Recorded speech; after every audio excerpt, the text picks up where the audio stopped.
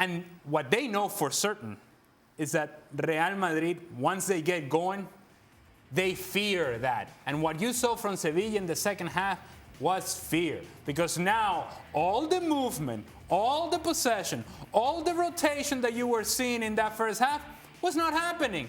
It was all Real Madrid all the time. There was no outlet for Sevilla, hanging on just for the sake of hanging on. Zero possession, zero releasing of the pressure. And in the end, Real Madrid says, oh, you think you're going to stop us like this?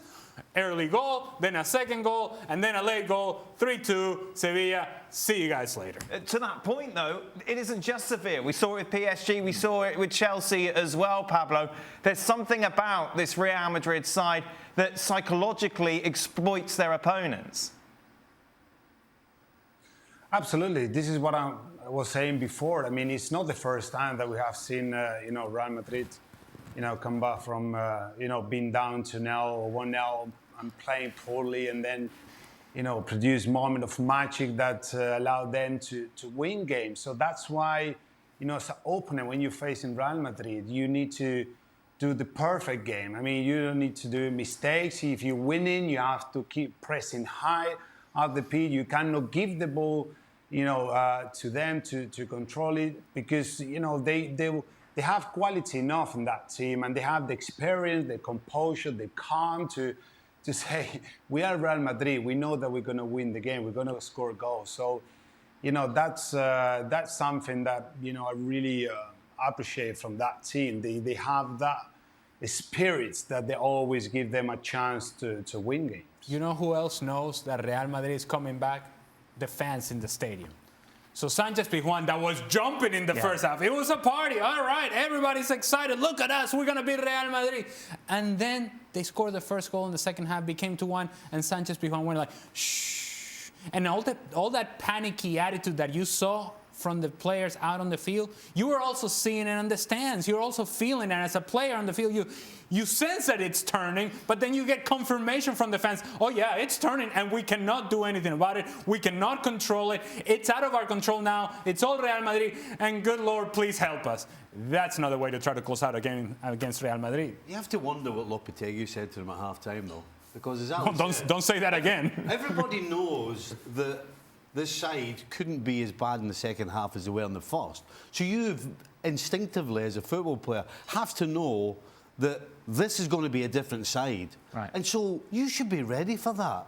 It looked like Sevilla walked out and thought, we'll just do what we did before, and we'll be fine. The game's done and dusted. We're 2 up. They haven't bothered us. They haven't troubled us. Don't worry about it. That's the kind of impression that they gave us. So I would love to have heard what Lopetegui was saying, because if he wasn't going round making sure and reminding this team what they were up against, then that's a dereliction of duty. What's interesting, Ali, I mentioned it, 39 goals in 39 games for Benzema.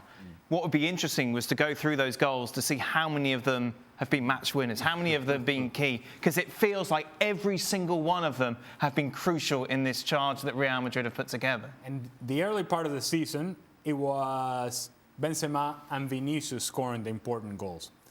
Vinicius has cooled off over the last couple of months, and it's been all Benzema all the time in this decision-making goals, in these moments of truth. And it's been in the biggest stage, Champions League, today against Sevilla.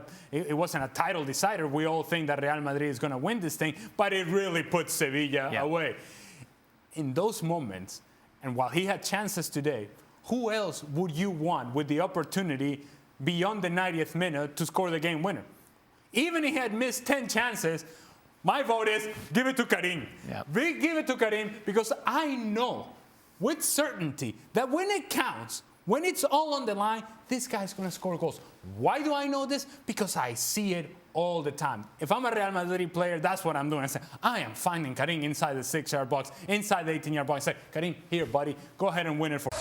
Thanks so much for watching ESPN on YouTube. And for more sports highlights and analysis, be sure to download the ESPN app. And for premium content and live streaming, subscribe to ESPN Plus.